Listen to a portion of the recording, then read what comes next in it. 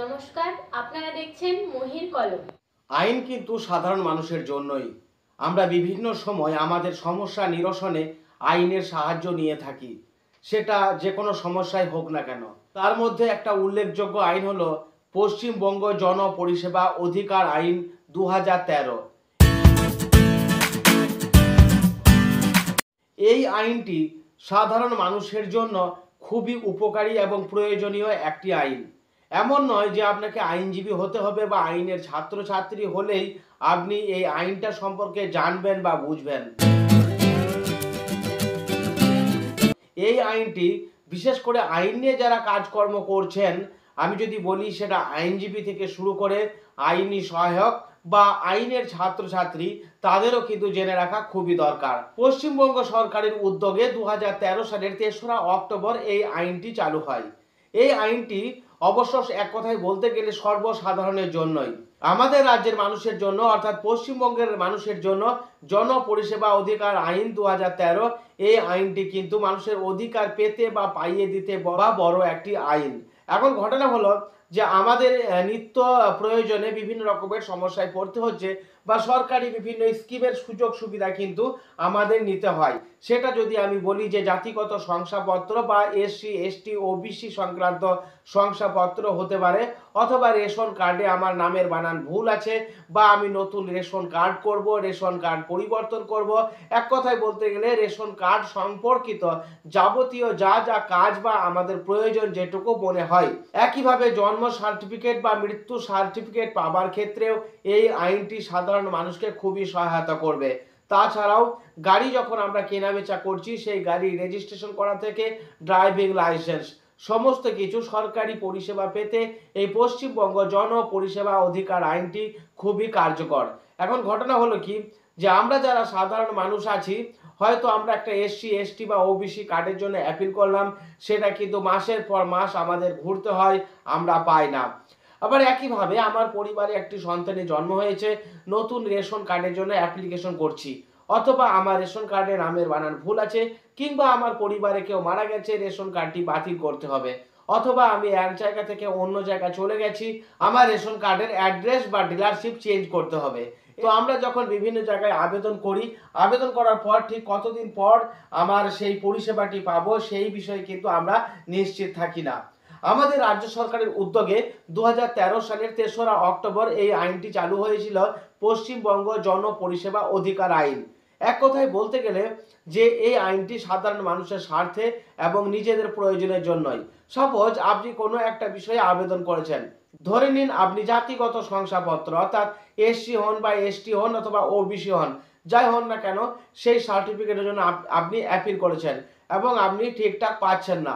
আপনি যে বিষয়টা নিয়ে আবেদন করছেন সেই বিষয়টি 30 দিনের মধ্যে কিন্তু আপনি পেয়ে যাবেন। এখন যে আমি যদি উদাহরণ সহকারে বলি যে আমি একটা রেশন কার্ডের জন্য অ্যাপ্লাই করেছি, আমি নির্দিষ্ট ফর্ম ফিল আপ করেছি, সেটা অফলাইন বা অনলাইন যে কোনো পদ্ধতিতে, তারপরেও মাসের পর মাস পাচ্ছি না। এখন আমি এই বিষয়টি যাতে নির্দিষ্ট সময়ের মধ্যে পাই, এই আইনে 30 দিনের কথা বলা আছে।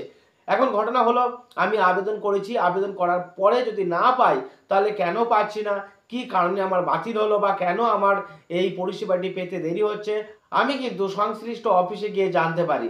যদি কোনো কারণে সেটা না পাই, কেন পাচ্ছি না, কেন বাতিল হচ্ছে, তাও কিন্তু সংশ্লিষ্ট সরকারি দপ্তর কিন্তু আমাদেরকে জানাবে।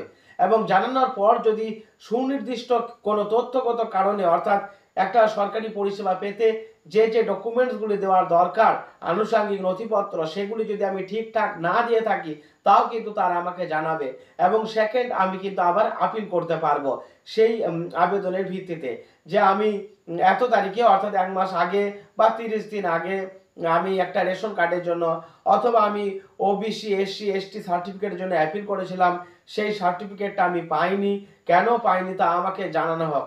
এই বিষয়টা কিন্তু আমি আমার সরকারি দপ্তরে জানাতেই পারি। তো বিশেষ করে গ্রামাঞ্চলের মানুষ যখন রেশন কার্ড হোক বা এসসি এসটি ওবিসি সার্টিফিকেট হোক, তারা কিন্তু নিচু স্তরে অর্থাৎ ব্লকে কিন্তু আবেদন করে, বা শহরাঞ্চলের মানুষ কিন্তু পৌরসভাতে আবেদন করে। তো এই ক্ষেত্রে যদি পরিষেবাটি না পাই, তাহলে জন পরিষেবা অধিকার যে আইন 2013, এই আইন বলে কিন্তু আমরা আবার আবেদন করতেই পারি যে আমরা কেন পাচ্ছি না। এই যে বিষয়গুলি বললাম, তাছাড়াও এখানে লেখা আছে যে জমির তথ্য, অধিকার সংক্রান্ত অন্যান্য কাগজ, এমনকি মাধ্যমিকের অ্যাডমিট কার্ড, মার্কশিট কার্ড, শংসাপত্রের নকল, এই ধরনের কাগজপত্র কিন্তু আমরা এই নির্দিষ্ট সময়সীমার মধ্যে পেতে পারি।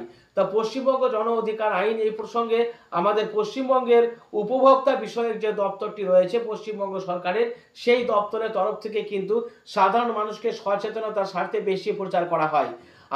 আমার হাতে যে বইটি রয়েছে এটা উপভোক্তা সহায়িকা, এটা পশ্চিমবঙ্গ উপভোক্তা বিষয়ক দপ্তরের তরফ থেকে আমাকে দেওয়া হয়েছিল এবং সেখানকার একজন আধিকারিক দিয়েছিলেন। তারা অর্থাৎ উপভোক্তা দপ্তরের যারা সরকারি আধিকারিক রয়েছেন, সাধারণ মানুষের স্বার্থে কিন্তু এই আইনটা নিয়ে তারা কাজকর্ম করে থাকেন বা প্রচার কাজ করে থাকেন, বিভিন্ন অ্যাওয়ারনেস করে থাকেন।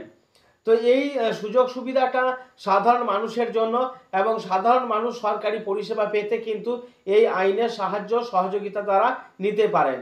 এক্ষেত্রে যখন আপনি আবেদন করবেন, আপনার নাম, ঠিকানা, ফোন নাম্বার সমস্ত কিছু আবেদন করবেন। কোনো পরিষেবা যদি সঠিক সময়ে না পান, তাহলে আপনি আবার একটা পিটিশন বা আপিল করতেই পারেন যে কেন আমি পাচ্ছি না। সেই কারণও কিন্তু সরকারি দপ্তর একজন উপভোক্তাকে বা কিন্তু জানাবে, এবং পরবর্তী ক্ষেত্রে দেখা যেতে পারে যে শুনানি যদি হয়, হয়তো হতে পারে যে আধিকারিকের কাজটি করার কথা ছিল তিনি সময় মতো করেননি, তাহলে তার বিরুদ্ধেও কিন্তু উপর মহলে এটা অভিযোগ জানানো যেতে পারে। আপাতত এই আইন সেই রকমই বলছে। আবার এটাও বলা আছে যে সরকারি আধিকারিক যারা খুব তাড়াতাড়ি মানুষকে পরিষেবা দেবেন, সেই সরকারি আধিকারিকও কিন্তু সেই সরকারি দপ্তর থেকে পুরস্কৃত হবেন, পুরস্কার পাওয়ার কথাও কিন্তু বলা আছে। এক কথায় বলতে গেলে পশ্চিমবঙ্গ জনপরিষেবা অধিকার আইন, এই আইনটি সাধারণ মানুষের পক্ষে বা সাধারণ মানুষের জন্য খুবই উপকারী এবং কার্যকরী একটি আইন। তো এই আইন প্রসঙ্গে প্রশ্ন উত্তর সহকারে একাধিক কথা কিন্তু বলা আছে। যেমন 2 নম্বরে বলা রয়েছে কিভাবে এটা নাগরিকদের সাহায্য করে।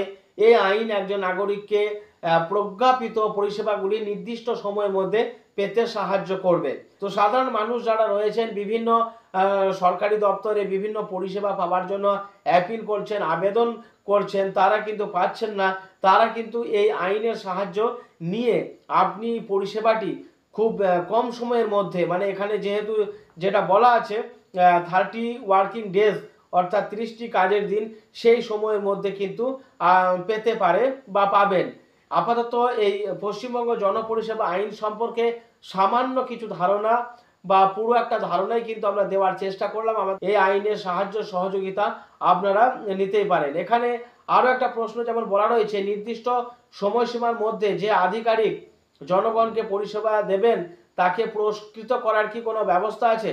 উত্তরে বলা হয়েছে যে সমস্ত সরকারি কর্মীর বিরুদ্ধে একটি অর্থবর্ষে এই সম্পর্কিত কোনো গাফিলতি পাওয়া যাবে না। যথাযথ আধিকারিক তার জন্য অনধিক 1000 টাকা পুরস্কারের সুপারিশ করতে পারেন।